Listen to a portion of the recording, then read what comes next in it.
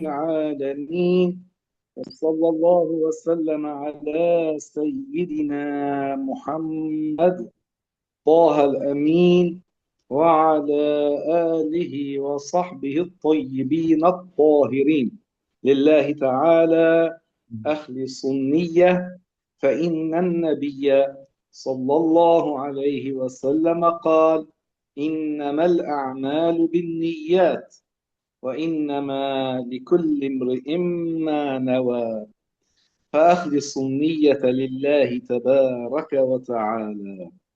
وصلنا إلى السؤال التاسع والثلاثون. ما الدليل على جواز الصلاة على النبي محمد صلى الله عليه وسلم بعد الأذان؟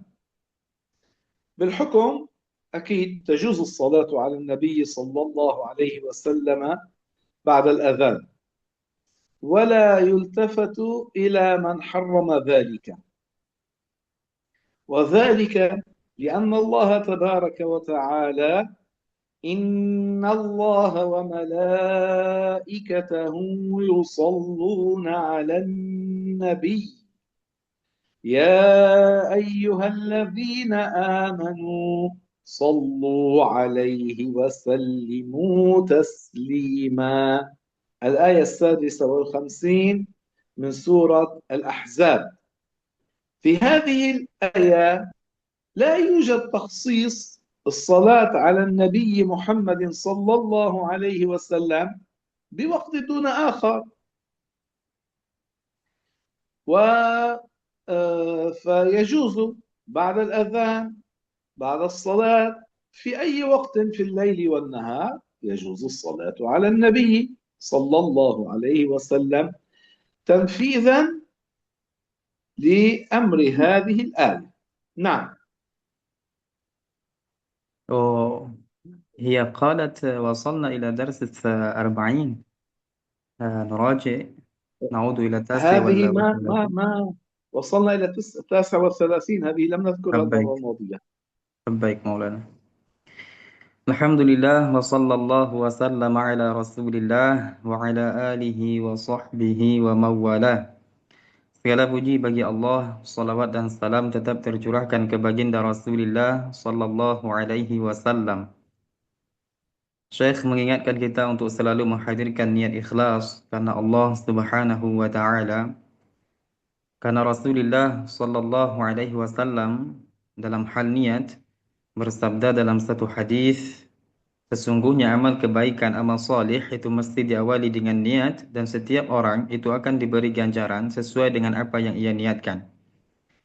Insya Allah pada malam hari ini kita akan mengaji atau membahas kitab Aqidatul Muslimin eh, pada pertanyaan atau permasalahan ke-39.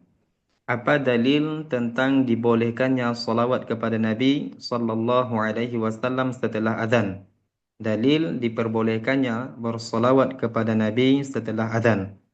Jawabannya adalah boleh bersalawat kepada Nabi sallallahu alaihi wasallam setelah azan, dan tidak berpaling atau tidak boleh kita berpaling kepada orang yang mengharamkan hal itu. Artinya jangan kita mendengarkan orang-orang yang mengharamkan bersolawat kepada Nabi setelah azan. Lalu di mana dasarnya? Dari mana dasarnya diperbolehkan azan atau diperbolehkan solawat kepada Nabi setelah azan? Firman Allah Subhanahu wa taala, Innallaha wa malaikatahu yusalluna 'alan nabiy ya ayyuhalladzina amanu sallu 'alaihi wa sallimu taslima. Jadi ayat ini menunjukkan atau perintah bagi kita untuk bersolawat kepada Nabi sallallahu alaihi wasallam. Tapi ada poin penting di dalam ayat ini. Allah Subhanahu wa taala tidak mengkhususkan perintah solawat pada satu waktu, tidak pada waktu yang lain. Artinya apa? Solawat itu dianjurkan dan diperintahkan setiap waktu dan tidak terkhusus pada waktu atau tidak terkhusus pada satu waktu saja. Jadi tidak ada hal yang mengatakan atau tidak ada dasar yang mengatakan bahwa solawat kepada Nabi setelah adzan itu tidak boleh, atau yang mengatakan bahwa haram hukumnya bersolawat kepada Nabi Sallallahu Alaihi Wasallam setelah azan, maka itu tidak ada dasarnya. Berlandaskan dengan firman Allah yang telah kita sebutkan, maka itu hukumnya boleh. Nah, Syekh. هذا الدليل على جواز الصلاة على النبي في أي وقت من القرآن الكريم. نعم. Jadi ini ayat yang telah kita sebutkan tadi, dalil yang menunjukkan boleh bagi kita untuk bersolawat kapanpun, tidak terkhusus pada satu waktu. Dan dalil yang telah kita sebutkan tadi merupakan dalil dari Al-Quran. وأما Nah, دليل من الحديث على جواز الصلاة على النبي صلى الله عليه وسلم بعد الآن، الحديث الذي رواه الإمام مسلم في الصحيح: إذا سمعتم المؤذن فقولوا مثل ما يقول ثم صلوا عليه، ثم صلوا عليه. النبي المؤذن أليس ذكر اسم النبي؟ بلى في الأذان.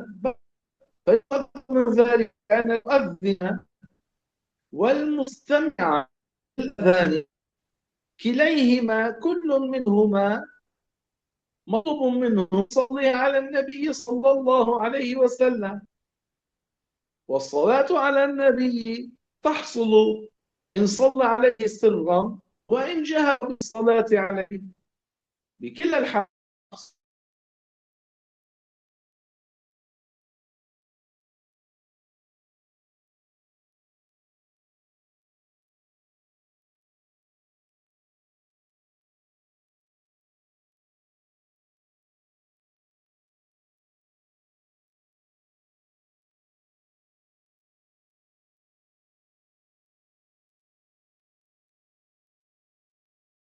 الذي صلى Syekh, على النبي فيكون إذن الذي صلى على النبي قد التزم بما أخبر به النبي بدلالة هذا الحديث الذي رواه الإمام مسلم،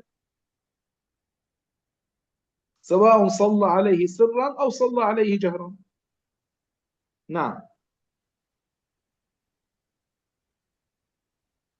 ayat yang telah kita sebutkan itu dalil dari Al-Quran.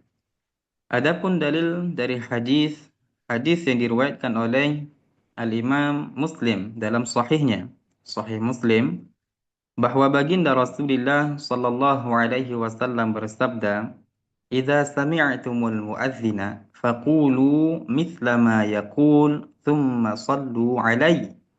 Nabi sallallahu alaihi wasallam bersabda, "Jikalau seandainya kalian mendengar muazzin, orang yang azan, maka katakanlah seperti apa yang dikatakan oleh muazzin tersebut, kemudian setelah itu bersolawatlah kepadaku." Tidakkah atau bukankah di dalam azan muazzin menyebutkan nama baginda sallallahu alaihi wasallam, menyebutkan nama Nabi kita Muhammad sallallahu alaihi wasallam? Jawabannya iya. Muazzin menyebutkan nama Nabi Muhammad sallallahu alaihi wasallam. Kemudian setelah itu Nabi memerintahkan kita untuk bersolawat kepadanya. Dari sini dapat kita fahami bahwa seorang muazzin, tukang azan, begitu juga orang yang mendengarkan azan, diperintahkan untuk bersolawat kepada Nabi Sallallahu Alaihi Wasallam. Baik dia bersolawat kepada Nabi secara terang-terangan dengan suara, ataupun dia bersolawat kepada Nabi Sallallahu Alaihi Wasallam tidak dengan suara. Perintah Nabi Sallallahu Alaihi Wasallam adalah bersolawat kepadanya setelah kita mendengarkan azan, baik secara terang-terangan bersuara ataupun tidak. Dan tidak ada pengkhususan di dalam hadis tersebut bahwa engkau ketika mendengar azan harus bersolawat kepada Nabi dalam keadaan sir. Tidak ada pengkhususan hal tersebut. Naam, Syekh. قال قائل لم يقل عن مؤذني رسول الله صلى الله عليه وسلم أنهم جهروا بالصلاة عليه، يعني بعد الأذان. نقول في الجواب، قلنا في الجواب: النبي لم يقل صلى الله عليه وسلم لا تصلوا علي إلا سرا، إنما قال صلوا علي، وهذا يحصل بالسر وبالعلن. وليس كل ما لم يفعل عند رسول الله صلى الله عليه وسلم يكون حراما أو مكروها. فالقرآن لم يجمع في زمن النبي صلى الله عليه وسلم. هل لأنه لم يقل أن النبي جمع القرآن في مصحف، أو أن الصحابة جمعوا القرآن في مصحف في زمن النبي، بل فعل ذلك بعد النبي؟ أحد يقول إنه حرام؟ لا. إذا ليس كل ما لم يفعل عند رسول الله صلى الله عليه وسلم يكون حراما أو مكروها، إنما الأمر في ذلك يتوقف على ورود نهي بنص أو استنباط من المجتهدين كأبي حنيفة ومالك والشافعي وأحمد وغيرهم ممن جاء بعدهم أو قبلهم من المجتهدين الذين هم مستوفو الشروط، كالحافظ ابن المنذر وابن جرير، ممن لهم القياس، يعني قياس ما لم يرد فيه نص على ما ورد فيه نص. نعم. Telah kita sebutkan bahwa dalam hadis tersebut tidak ada pengkhususan bahwa perintah Nabi Sallallahu Alaihi Wasallam agar kita bersolawat kepadanya setelah azan, kamu harus dalam keadaan sembunyi-sembunyi atau terang-terangan bersuara ataupun tidak. Tidak ada pengkhususan itu. Jikalau seandainya ada yang mengatakan tidak pernah disebutkan, tidak pernah diriwayatkan dari tukang azan Rasulullah Sallallahu Alaihi Wasallam bahwa mereka itu mengeraskan suara setelah azan bersolawat kepada Nabi Sallallahu Alaihi Wasallam. Kata mereka seperti itu. Tidak ada diriwayat dalam satu riwayat mengatakan bahwa tukang azan Rasulullah itu mereka terang-terangan bersuara bersolawat kepada Nabi. Apa yang harus kita katakan? Kita katakan An-Nabi Sallallahu Alaihi Wasallam itu tidak mengatakan dalam hadis tersebut, janganlah kalian bersolawat kepadaku kecuali dalam keadaan diam-diam, tanpa suara. Nabi tidak mengatakan hal demikian. Dah. Kemudian dan tidaklah semua apa yang tidak dilakukan oleh Rasulullah Sallallahu Alaihi Wasallam meniscayakan hal tersebut hukumnya makruh atau haram. Apa yang tidak dilakukan oleh Nabi itu tidak memastikan hal tersebut hukumnya haram atau makruh. Pada masa Rasulullah Sallallahu Alaihi Wasallam, Al-Quran belum dikumpulkan dalam satu mushaf. Apakah kita katakan orang-orang yang mengumpulkan atau menyatukan Al-Quran dalam satu mushaf hukumnya haram, mereka telah melakukan satu kesalahan yang hukumnya haram? Jawabannya tidak. Begitu juga begitu juga hal yang tidak dilakukan كذلك oleh جمع Rasulullah الحديث Sallallahu في Alaihi كتاب Wasallam. Hmm? كذلك جمع الحديث في كتاب، فإنه Eh, جمع بعد وفاة الرسول. البخاري ومسلم والترمذي وابن ماجه، الصحابة ما جمعوا أحاديث النبي في كتاب. Begitu juga hadis-hadis Rasulullah Sallallahu Alaihi Wasallam yang dikumpulkan dalam satu kitab oleh Imam Tirmizi, Ibn Majah dan sebagainya. Itu dilakukan setelah masa Rasulullah Sallallahu Alaihi Wasallam. Apakah kita mengatakan hal tersebut hukumnya haram? Apakah kita mengatakan hal tersebut hukumnya tidak boleh? Jawabannya tidak. Meskipun itu tidak dilakukan oleh Rasulullah Sallallahu Alaihi Wasallam, bukan berarti hal tersebut hukumnya haram. Kita tegaskan lagi, Nabi Shallallahu Alaihi Wasallam tidak pernah mengatakan jangan kalian bersolawat kepadaku kecuali dalam keadaan diam-diam, kecuali dalam keadaan tidak bersuara. Nabi tidak mengatakan hal demikian. Dan semua yang tidak dilakukan oleh Rasulullah tidak memastikan hal tersebut hukumnya makruh ataupun haram.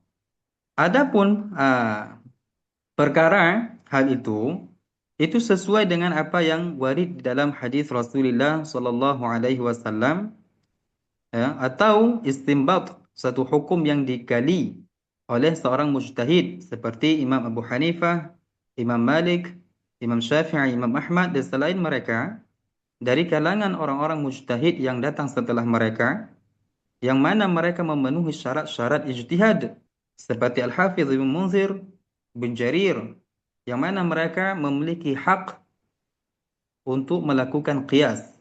Qiyas itu adalah apa? Eh, Menetapkan satu hukum, ya, yang sama dengan hukum yang lain, di mana hukum pertama itu tidak tersebutkan dalam nas dan hukum yang kedua itu disebutkan dalam nas, kemudian mereka kiaskan hukum ini dengan hukum ini. Dan mereka orang-orang yang telah kita sebutkan itu memiliki hak, memiliki kuasa untuk melakukan hal tersebut. Ini yang dikatakan oleh mereka hukumnya boleh. Nah, المجتهد يقيس ما ليس فيه نص على ما ورد فيه نص لشبه بينهما فيجتهد في المسألة. أما لو كان هناك في المسألة نص لا اجتهاد، حيث وجد النص لا اجتهاد مع النص، نص قرآني نص حديثي ثابت، لا اجتهاد. أين موضوع الاجتهاد؟ في مسائل حدثت مما لم يرد فيها نص، فالمجتهد ماذا يفعل؟ يقرب هذه المسألة، ينظر ماذا ورد فيه النص مما يشبه تلك المسألة فيقيس هذه المسألة على تلك. هذا هو وظيفة المجتهد، ليس واحد مثلنا نحن، إنما لهؤلاء الأئمة الكبار. نعم. jadi seorang mujtahid atau orang yang telah sampai pada derajat mujtahid mempunyai hak untuk melakukan suatu ijtihad, menggali satu hukum. Mereka memiliki hak untuk mengkiaskan satu permasalahan.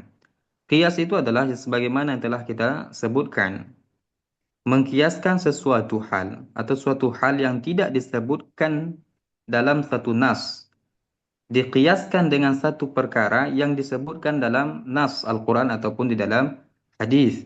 Oke. Lisyabah, karena ada keserupaan permasalahan keduanya itu. Nah, yang melakukan hal ini adalah seorang yang telah sampai pada derajat mujtahid. Jadi tidak sembarangan orang yang melakukan qiyas. Jadi yang melakukan qiyas itu adalah orang-orang yang telah sampai pada batas atau telah sampai derajat ijtihad. Qiyas itu jikalau seandainya tidak ada atau tidak warid dalam satu nas hukum suatu masalah itu. Tapi jikalau seandainya ada nas yang menunjukkan permasalahan itu, hukum permasalahan itu, maka tidak ada lagi kata untuk melakukan qiyas atau melakukan ijtihad. Karena nasnya sudah ada sebutkan dalam Al-Quran, begitu juga hadis. Naam, Syekh. والجهر بالصلاة على النبي صلى الله عليه وسلم عقب الأذان توارد عليه المسلمون منذ قرون. يعني ولم يقل أحد منهم أنه حرام، بل كلهم قالوا بجواز ذلك. يعني الأمة أجمعت على ذلك، وإجماع مجتهدي أمة محمد في عصر من العصور على مسألة من مسائل الشرع هذا دليل على جوازها، لأن النبي عليه الصلاة والسلام قال: لا تجتمع أمتي على ضلالة. يعني إذا كان في القرن الثاني أو القرن الثالث أو القرن الرابع المجتهدون أجمعوا على مسألة، لا يأتي شخص في القرن السابع أو القرن العاشر ينقض ذاك الإجماع، يرد ذاك الإجماع، لأن إجماع مجتهدي أمة محمد لا يجتمعون على ضلالة، وقد أجمعت الأمة منذ قرون على جواز الصلاة على النبي صلى الله عليه وسلم بعد الأذان. لم ينقل عن أحد من العلماء أنه حرام. لذلك أمر اعتبره العلماء من محدثين وفقهاء أن الصلاة على النبي جهرا بعد الأذان بدعة مستحبة. من الذي قال ذلك؟ الحافظ ابن حجر العسقلاني الذي شرح البخاري في كتابه فتح الباري، أن ذلك أن الصلاة على النبي بعد الأذان أنه سنة مستحبة، بدعة مستحبة، ونحوه من مكملات الأذان، أن ذلك من مكملات الأذان. نعم. Nah, ini ceritanya untuk menjawab atau membantah ungkapan sebagian orang yang mengatakan sholawat kepada Nabi setelah azan itu hukumnya haram.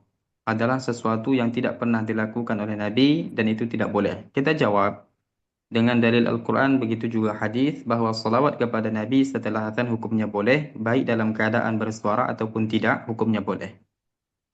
Dan penting untuk kita ketahui setelah menjelaskan dalil-dalil yang tadi, al-jahr bis salati ala nabi, bersuara ketika bersolawat kepada Nabi sallallahu alaihi wasallam setelah azan, itu telah dilakukan oleh orang-orang muslimun, orang-orang Islam setiap abadnya, setiap masanya.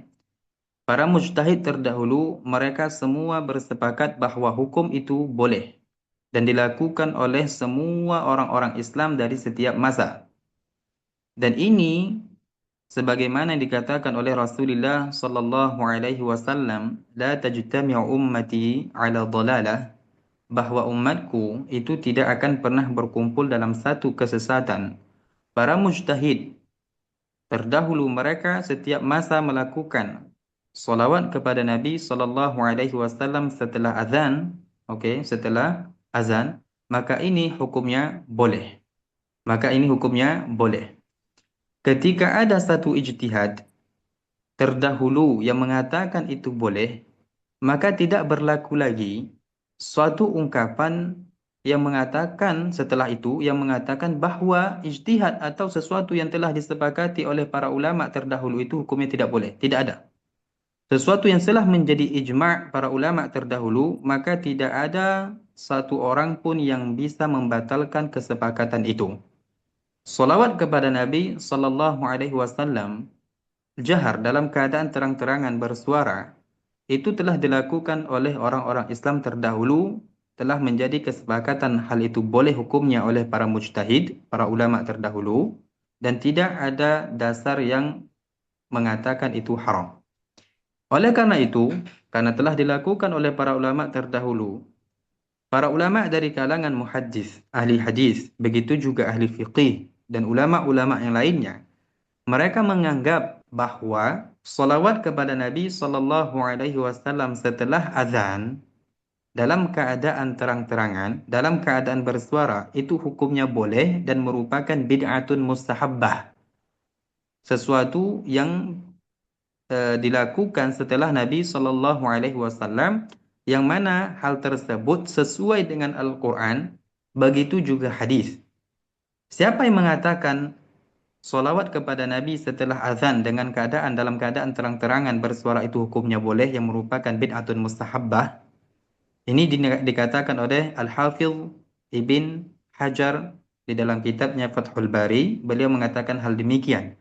Dan bahwa salawat kepada Nabi sallallahu alaihi wasallam setelah azan itu merupakan mukammilatul azan, hal yang menyempurnakan atau hal-hal yang menyebabkan kesempurnaan azan. Ini dikatakan oleh para ulama. Naam, Syekh. وقد قال الإمام السخاوي في كتابه القول البديع صحيفة 376 378 قال قد أحدث المؤذنون الصلاة والسلام على رسول الله صلى الله عليه وسلم عقب الأذان للفرائض الخمس، إلا الصبح والجمعة، فإنهم يقدمون ذلك فيها على الأذان، وإلا المغرب فإنهم لا يفعلونه أصلا لضيق وقتها، وقت صلاة المغرب.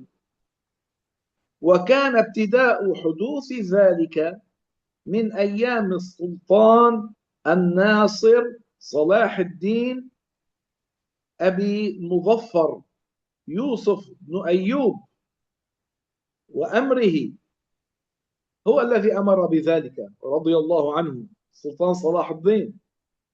ثم قال: ومعلوم أن الصلاة والسلام من أجل القرب، يعني الأمور التي يتقرب بها إلى الله تعالى، التي فيها أجر، فيها ثواب، لا سيما وقد تواردت الأخبار الأحاديث على الحث على ذلك.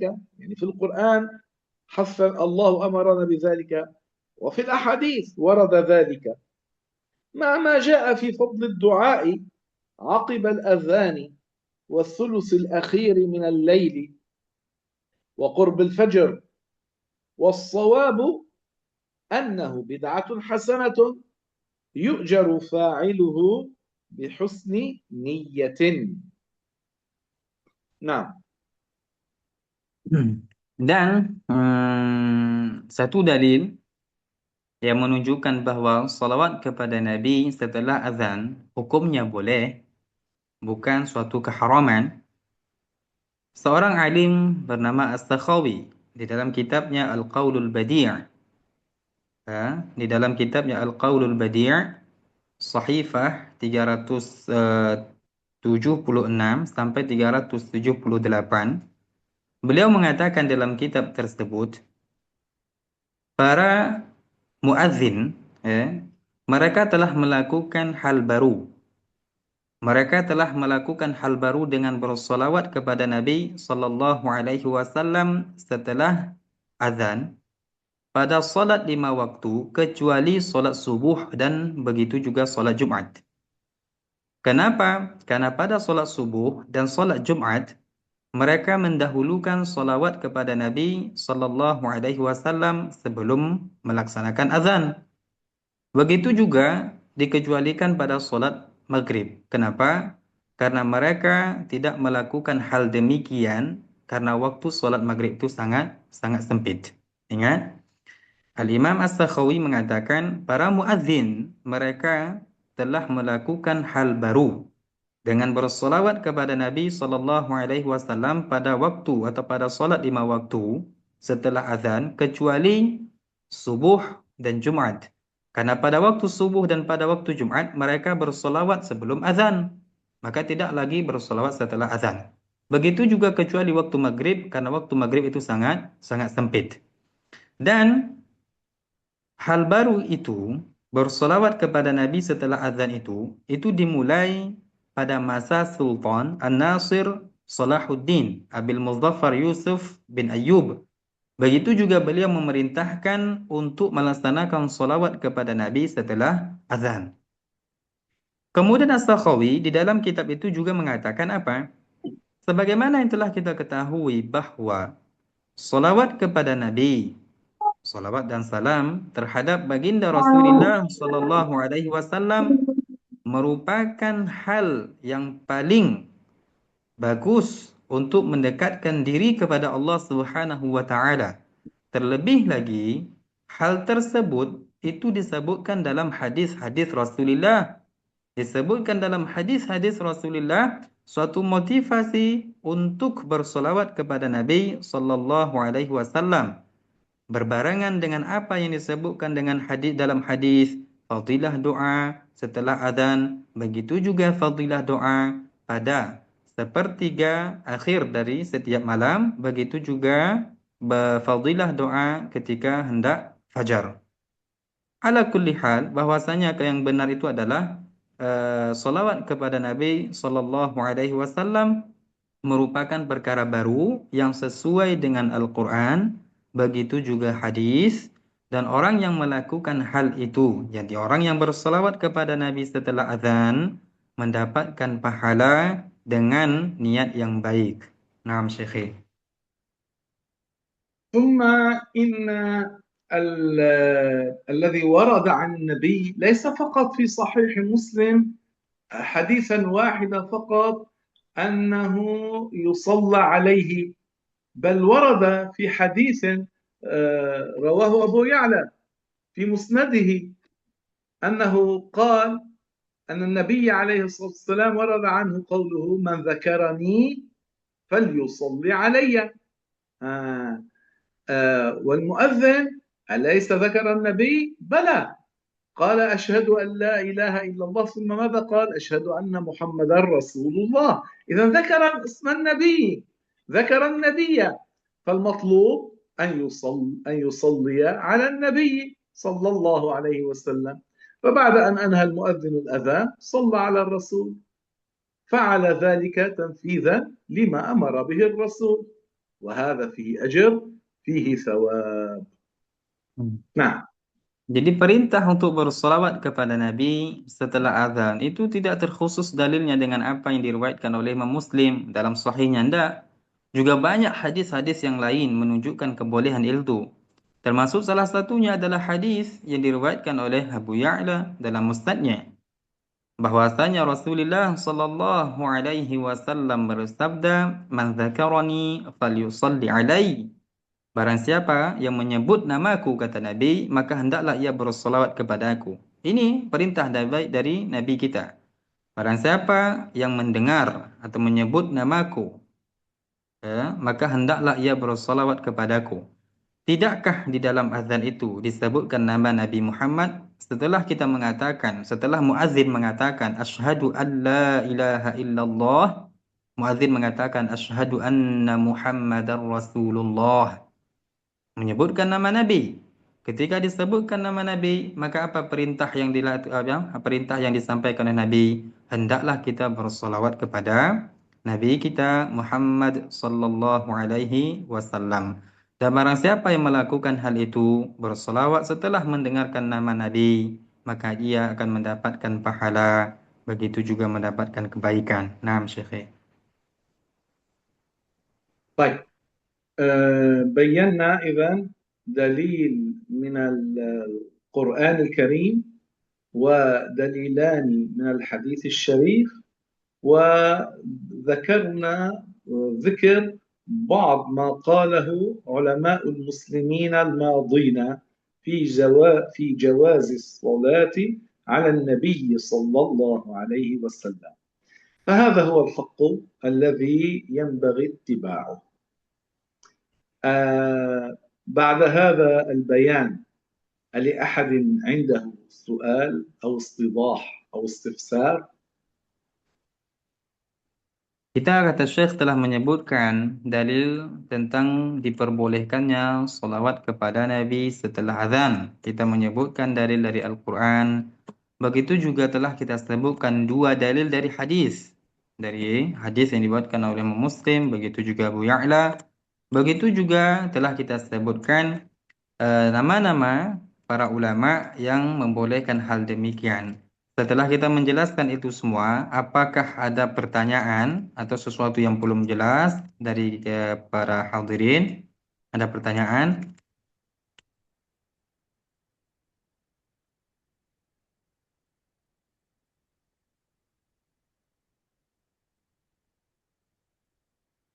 Yuk, ada pertanyaan?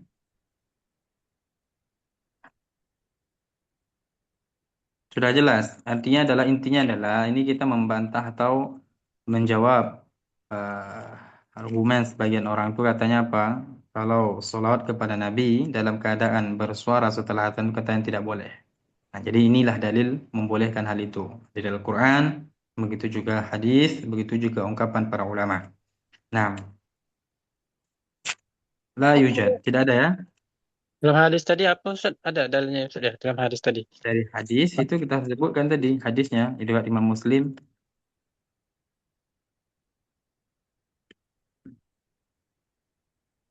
Imam Muslim yang mengatakan bahwa idza sami'tumul muadzina faqulu mithla ma yaqul thumma shallu alaihi Kemudian dua hadis Abu Ya'la mengatakan man dzakarani falyusalli alai. Itu dua hadis yang telah kita sebutkan. Boleh ulangi sekali lagi, Ustaz? Idza sami'tumul muadzina faqulu mithla ma yaqul thumma sallu alai. Itu pertama. Yang kedua, man dzakarani falyusalli alai. Maknanya boleh, Ustaz? Nanti insya Allah kita jawab. Maknanya adalah yang pertama, hadis pertama, jikalau seandainya kalian mendengar muadzin, maka katakanlah apa atau seperti apa yang dikatakan oleh muadzin itu, kemudian bersolawatlah kepadaku. Ini yang pertama. Kemudian yang kedua, hadis maknanya adalah jikalau barang siapa yang menyebutkan namaku atau mendengar namaku, maka hendaklah ia bersolawat kepadaku. Ini makna hadis yang kedua. Nah. Oh iya, Ustaz. Barakallahu fiikum. Wafikum barakallah. Assalamualaikum Ustadz. Waalaikumsalam. Eh, ini mau tanya Ustadz. Tadi kan ada yang mengatakan berarti dia orang-orang di luar Ahlus Sunnah ya yang mengatakan tuh. Kemudian eh, mau tanya kan dari apa yang mereka bilang seolah-olah ada waktu-waktu yang diharamkan berselawat kepada Rasulullah.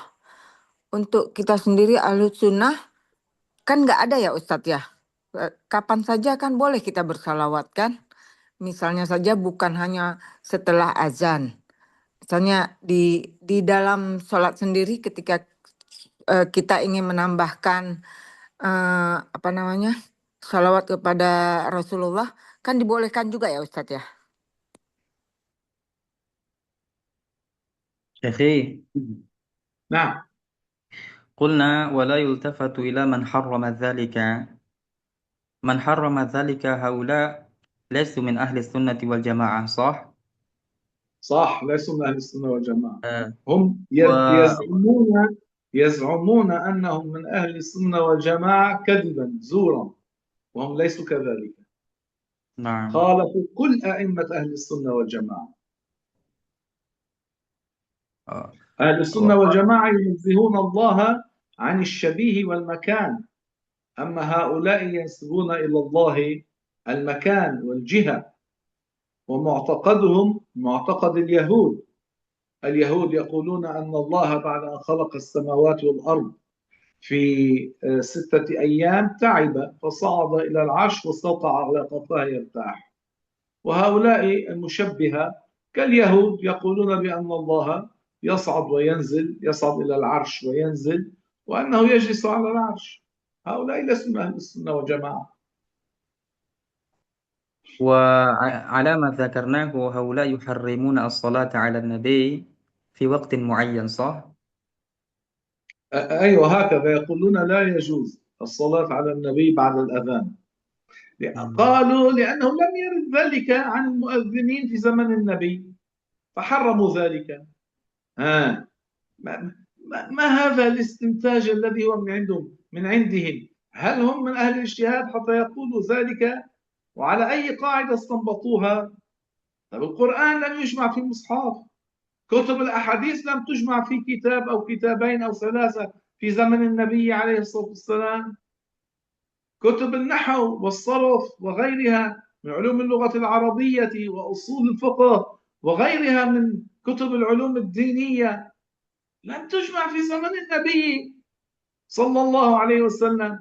لمجرد أنها لم يحصل ذلك في زمن النبي تترك ولا ينظر إليها ويقال حرام؟ ما هذا؟ Yang pertama, Bunda, orang-orang yang mengatakan bahwa sholawat kepada Nabi setelah azan itu hukumnya haram, mereka bukan dari Ahlus Sunnah wal Jamaah. Lantas siapakah mereka? Mereka yang mengharamkan hal itu adalah orang-orang yang meyakini bahwa Allah Subhanahu wa taala memiliki tempat. Orang-orang yang menisbatkan kepada Allah tempat, begitu juga arah. Mereka lah yang mengatakan bahwa azan kepada Nabi atau salawat kepada Nabi setelah azan itu tidak boleh, hukumnya haram. Mereka meyakini kekufuran, sebagaimana yang diyakini oleh orang-orang Yahudi yang mengatakan bahwa Allah Subhanahu wa Ta'ala setelah menciptakan langit dan bumi, Allah capek atau lelah, kemudian Allah naik ke atas arasy, kemudian beristirahat di atas arasy. Keyakinan mereka mengatakan Allah bersama yang di atas arasy memiliki tempat, itu sama dengan keyakinan orang-orang Yahudi. Mereka bukan dari ahli sunnah wal jamaah. Ketika mereka mengatakan kami adalah ahli sunnah wal jamaah, maka ketahuilah itu kebohongan, dusta. Jadi mereka, orang-orang yang meyakini kekufuran hal seperti itu, orang-orang yang mengharamkan salawat kepada Nabi setelah azan, ketika mereka mengatakan kami ahlus sunnah wal jamaah, maka itu adalah suatu kebohongan, kedustaan. Dan pertanyaan kedua, dapat kita fahami dari apa yang telah kita jelaskan, bahwa mereka itu mengharamkan salawat kepada Nabi beberapa atau pada beberapa waktu, termasuk salah satunya adalah mereka mengharamkan salawat kepada Nabi dalam keadaan bersuara setelah azan. Kata Syekh, siapa mereka? Apakah mereka telah sampai pada batas ijtihad, pada derajat ijtihad?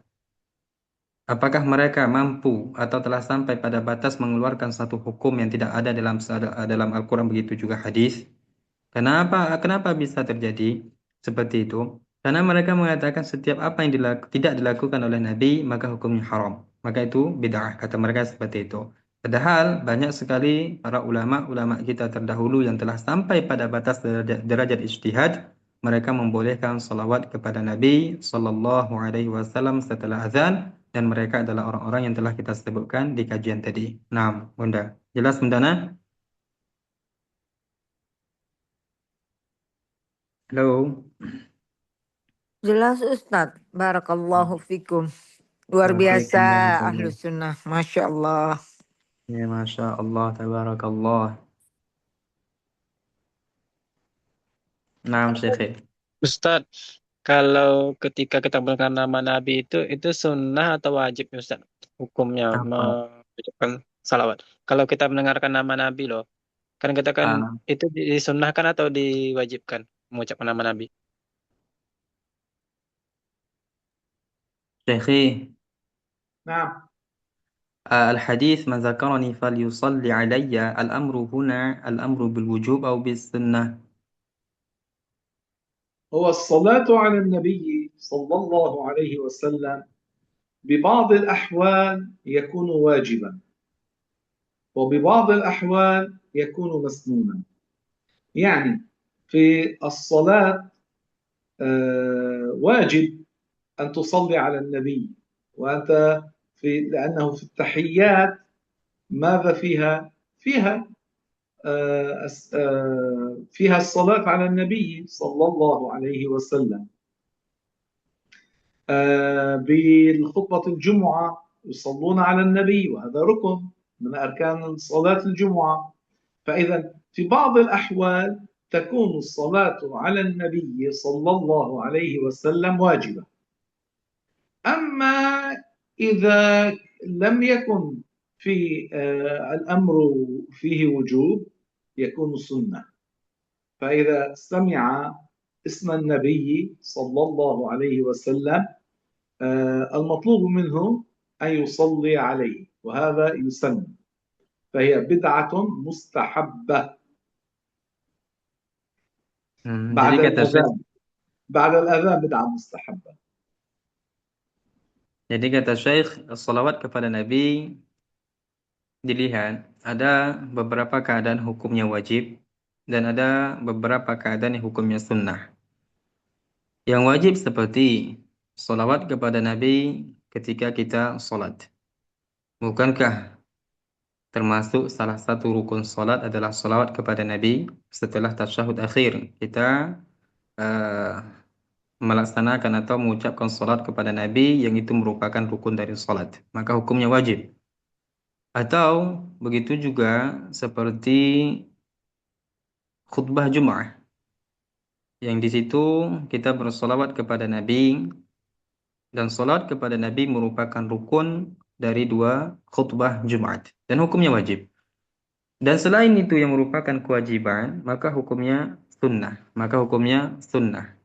Dan termasuk salah satunya, contohnya adalah salawat kepada Nabi setelah azan. Dan salawat kepada Nabi setelah azan itu merupakan bid'ah yang hasanah.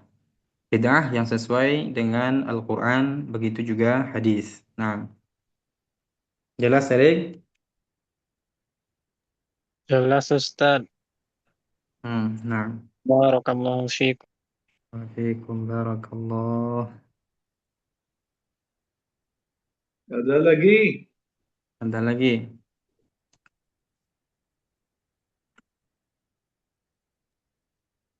Baik, silakan yang ingin bertanya 1-2 pertanyaan lagi. Mungkin yang malu untuk bertanya membuka mic-nya silakan untuk menulis di kolom komentar.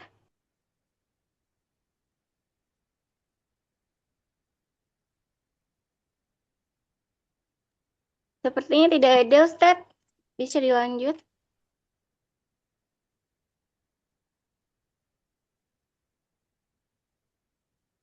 Ustadz, ada satu lagi Ustadz, pertanyaan orang di sini Ustadz. Kalau ada kan pada waktu azan itu kan ada orang mengucapkan ayat Al-Quran innallaha wa malaikatahu yusholluna 'alan nabi itu kan Ustadz. Tapi ada sebagian orang nggak melakukan itu Ustadz. Lalu dia marah-marah kayak gitu Ustadz. Apakah hal seperti itu diwajibkan atau bagaimana Ustadz? Apa itu, Erik? Yang ketika orang sebelum azan itu kan Ustadz ada apa namanya itu? Sebelum azan itu kan orang tuh mengucapkan innallaha wa malaikatahu Ya. yusholluna 'alan nabi. Ada Nah, sebagian orang langsung tiba-tiba azan Ustaz. Dia bertanya, apakah kayak gitu boleh katanya kayak gitu Ustaz. Orang-orang sini marah-marah kayak gitu Ustaz.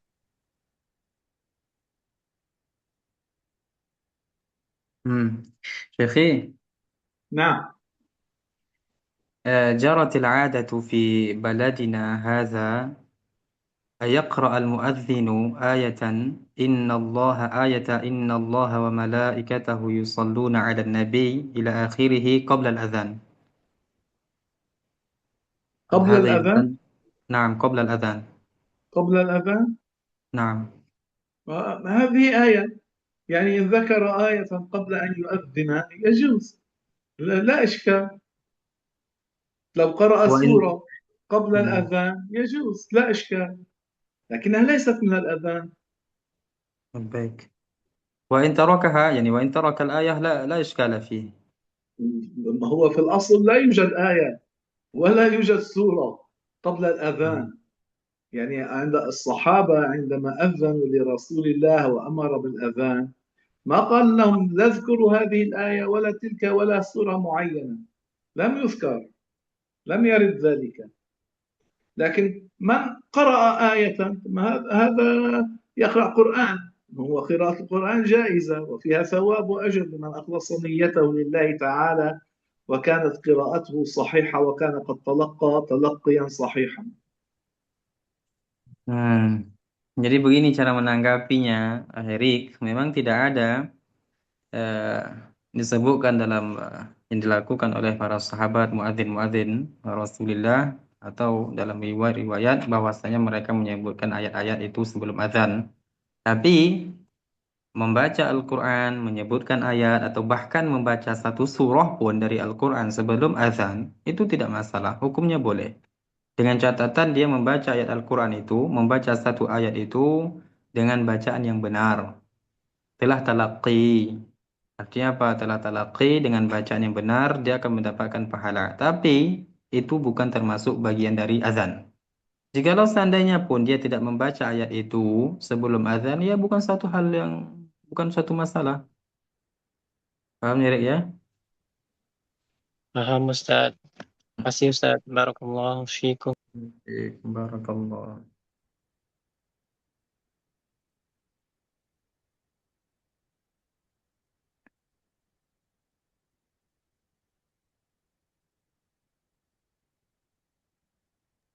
Tidak ada lagi, kalau tidak ada kita tutup. Ada Ustadz di kolom itu obrolannya. Maksud bahwa Nabi Muhammad.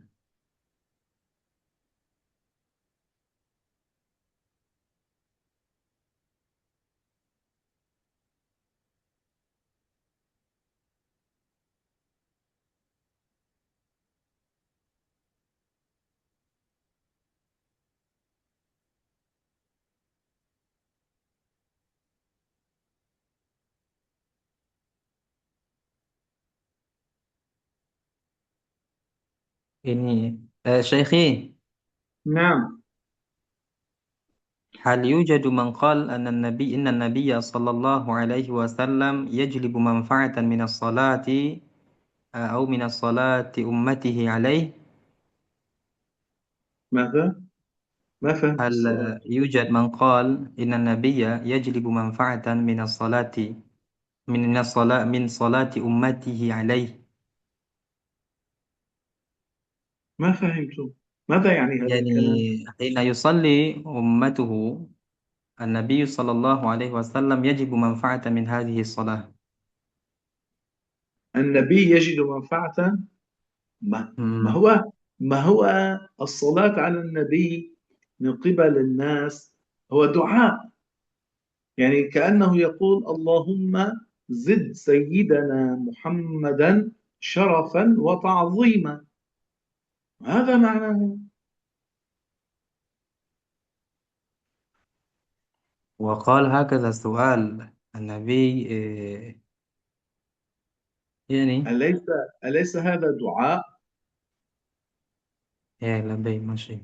والله الله تقبل من هذا الإنسان هذا الأمر فينتفع النبي.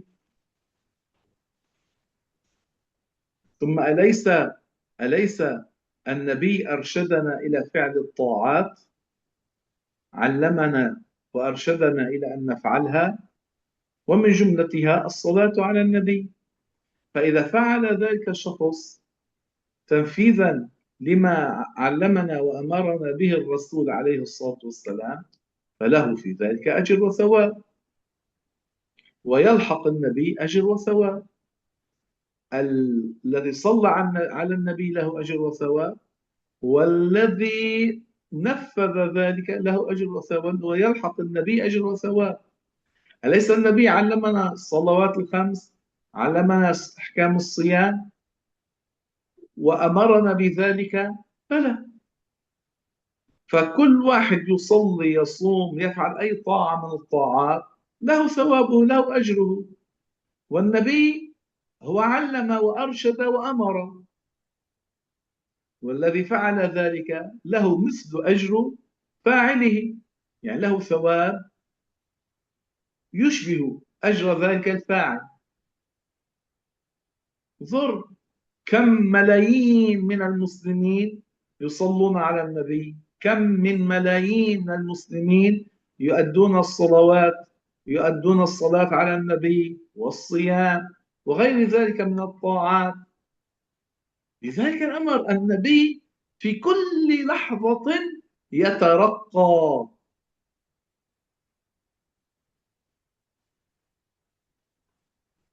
نعم. Jawaban dari Syekh maksud bahwa Nabi mendapatkan manfaat dari salat umatnya bagaimana Ustaz? Maksudnya adalah kata Syekh pertama Syekh mengatakan bahwa salawat kepada Nabi itu merupakan doa. Jadi maknanya adalah as-salatu ala Nabi, kita mengatakan Allahumma zid ala Muhammadin syarafan wa ta'ziman. Bahwa kita meminta kepada Allah agar menambahkan kepada Nabi Muhammad keagungan, kemuliaan. Itu kita bersolat kepada Nabi, itu maknanya doa. Kita meminta kepada Allah agar menambahkan kepada Nabi Sallallahu Alaihi Wasallam kemuliaan, begitu juga keagungan. Jadi ketika kita memerintahkan atau bersolawat kepada Nabi Sallallahu Alaihi Wasallam, maka setiap kali solawat yang diucapkan oleh orang-orang Muslim, ribuan jutaan orang-orang Muslim bersolawat kepada Nabi, setiap kali solawat itu diucapkan, ya Nabi yatarakka. Nabi itu apa? Makin tinggi lagi derajat beliau. Itu yang dimaksud. Karena ketika kita bersolawat, maknanya lah kita meminta kepada Allah agar ditambahkan kepada Nabi Sallallahu Alaihi Wasallam keagungan, begitu juga kemuliaan. Ketika kita bersolawat sebanyak kali atau beberapa kali kita solawat, bahkan jutaan orang bersolawat, setiap kali mereka mengucapkan solawat, An-Nabi yatarakka. Artinya apa? Derajatnya itu makin tinggi. Dan kemudian Nabi benar tidak bisa menyerupai seseorang ketika menemuinya. Benar tidak bisa menyerupai seseorang ketika menemuinya. Tidak paham saya. Nah,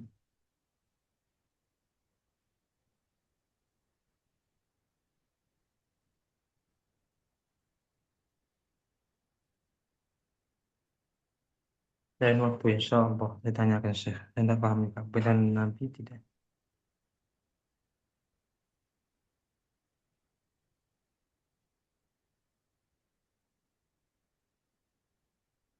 نذكر الدعاء الآن.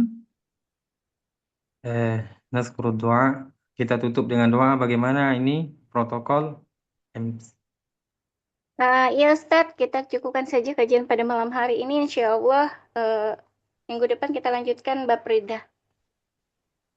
Insya Allah katanya begitu. Nukmil insya Allah fi bab riddah lil marwatil muqbilah Maulana. إن شاء الله. Insya Allah. بسم الله الرحمن الرحيم. الحمد لله رب العالمين. اللهم صل وسلم وبارك وأكرم وأنعم على سيدنا محمد النبي الأمي الحبيب المحبوب العالي القدر العظيم الجاه وعلى آله وجميع إخوانه الأنبياء والمرسلين وآل وصحب كل ومن اتبعهم بإحسان إلى يوم الدين. اللهم إنا نسألك بأن لك الحمد لا إله إلا أنت وحدك لا شريك لك المنان بديع السماوات والأرض يا ذا الجلال والإكرام. اللهم أعنا على حفظ القرآن الكريم واحفظنا ببركته وبركة النبي محمد صلى الله عليه وسلم. اللهم ارزقنا زيارة قبره النبي محمد في المدينة المنورة وأكرمنا برؤيته في المنام على صورته الأصلية. اللهم إنا نسألك التقوى والولاية والثبات على كامل الإيمان ونسألك شهادة في سبيلك ووفاة في بلد نبيك. اللهم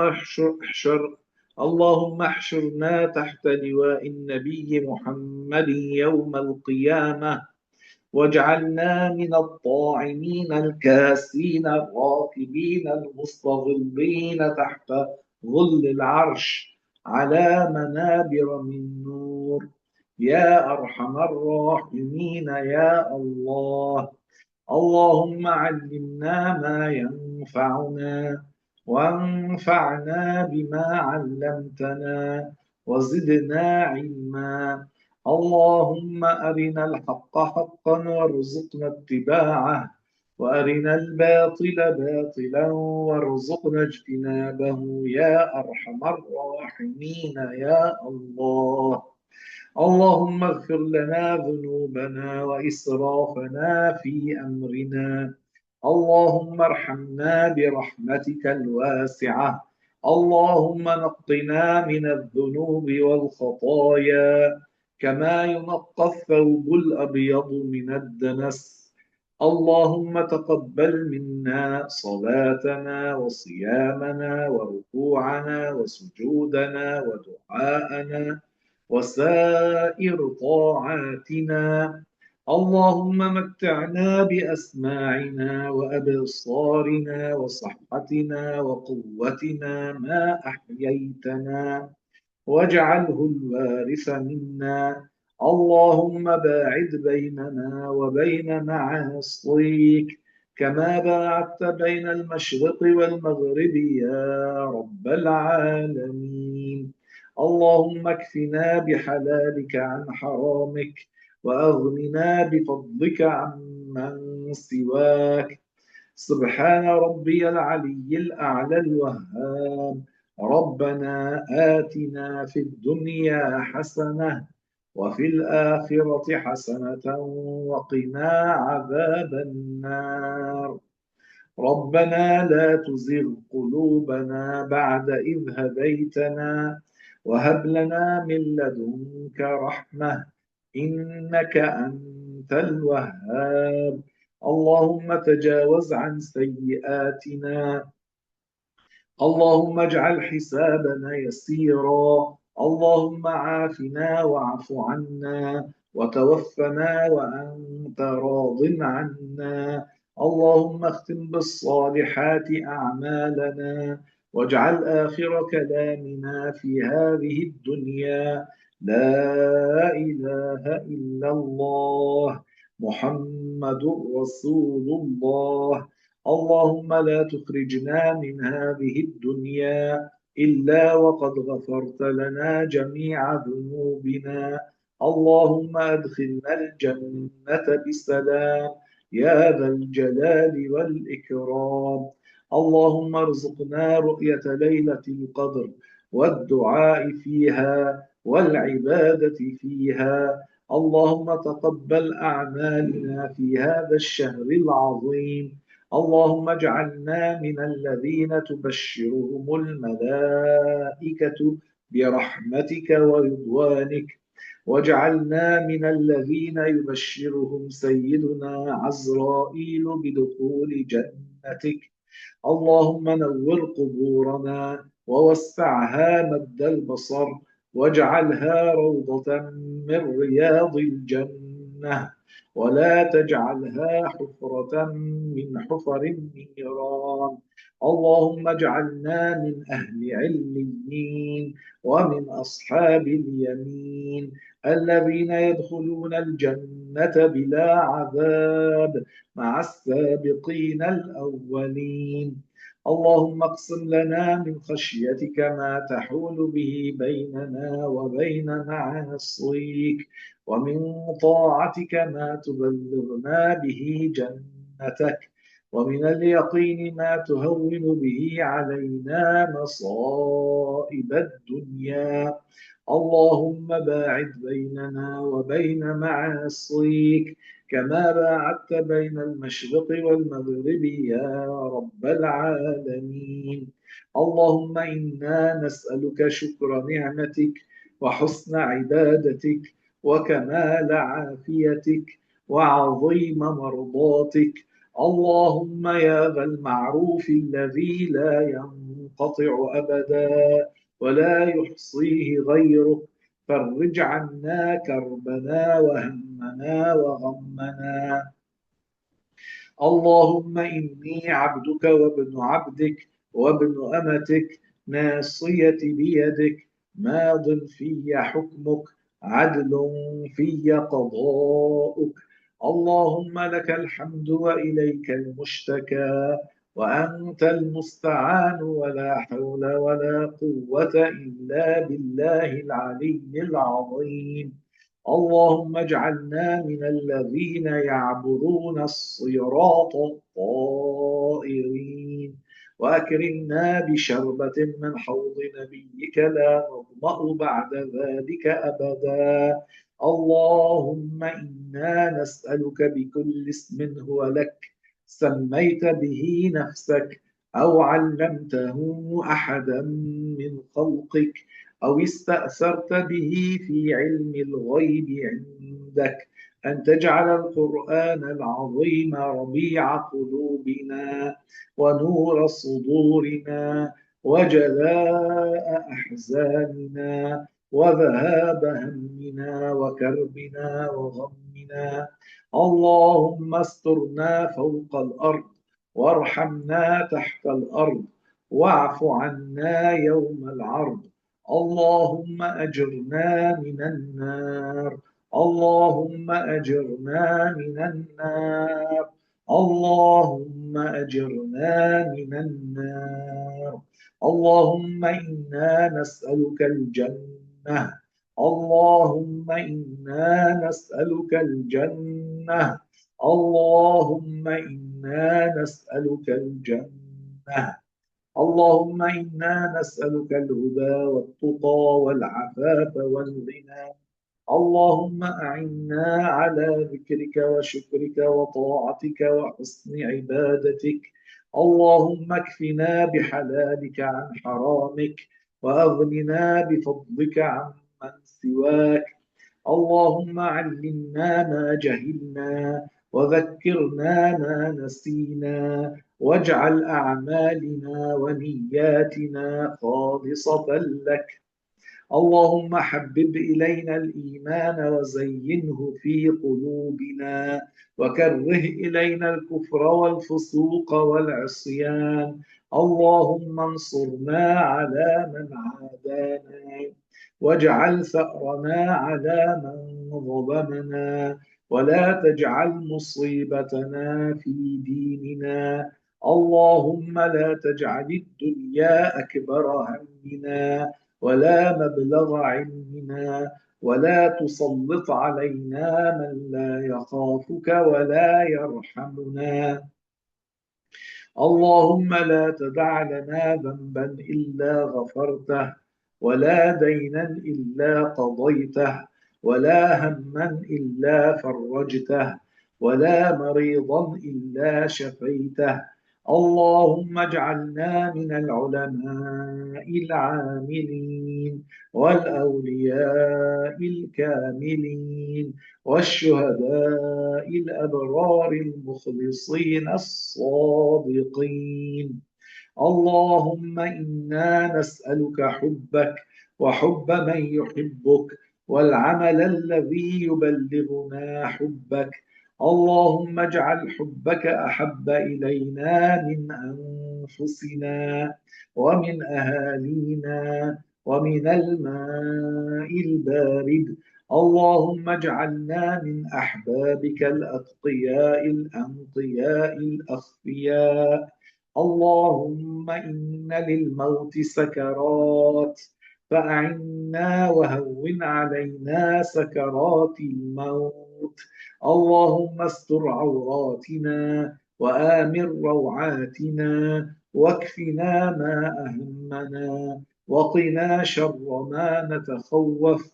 اللهم آت نفسي تقواها وزكها أنت خير من زكاها أنت وليها ومولاها. اللهم أخرج حب الدنيا من قلوبنا. اللهم احفظنا من الفتن ما ظهر منها وما بطن. الله ربي لا أشرك به شيئا. اللهم إنا نعوذ بك من علم لا ينفع ومن دعاء لا يسمع ومن قلب لا يخشع ومن نفس لا تشبع.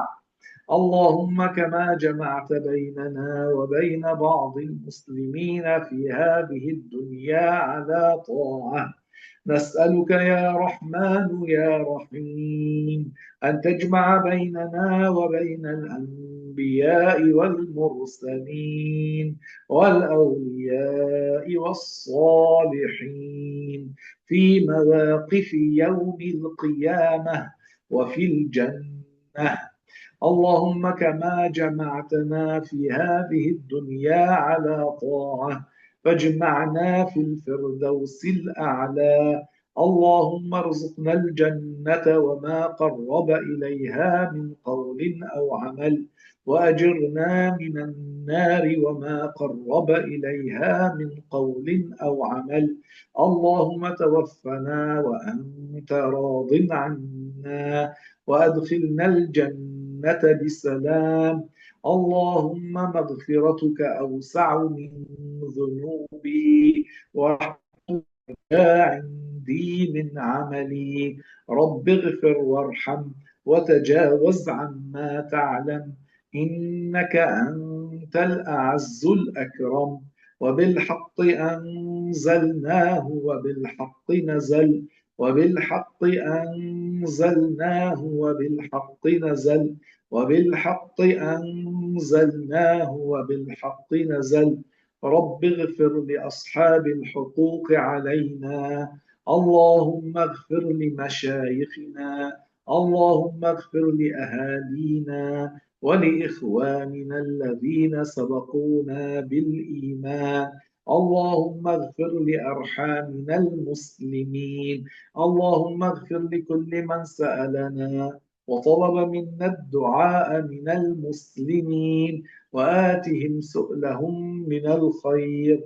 اللهم اجمعنا وإياهم في الفردوس الأعلى اللهم اغفر لمن حضر هذا المجلس، اللهم اغفر لمن كان سببا في اجتماعنا في هذا المجلس.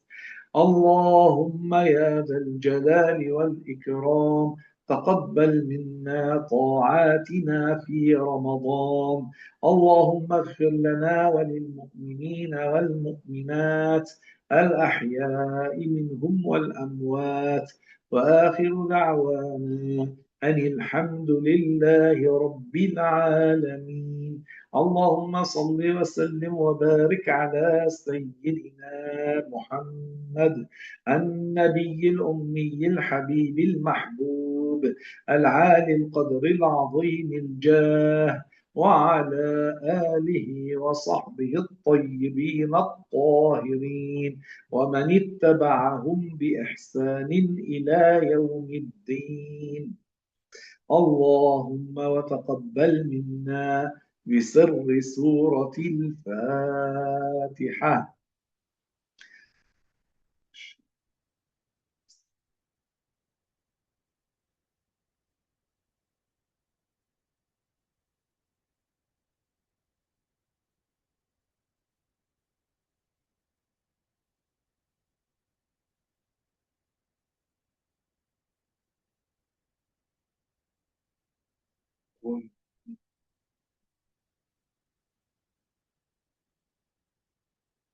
آمين يا أرحم الراحمين يا الله. بارك الله فيكم، أحسن الله إليكم. نقول جماعة سويا: لا لا إله إلا إله الله. اللهم صل على سيدنا محمد إلا وعلى آله وصحبه وسلم. رب الله. اغفر لي ولوالدي وللمؤمنين والمؤمنات والحمد لله رب العالمين. بارك الله فيكم، أحسن الله إليكم.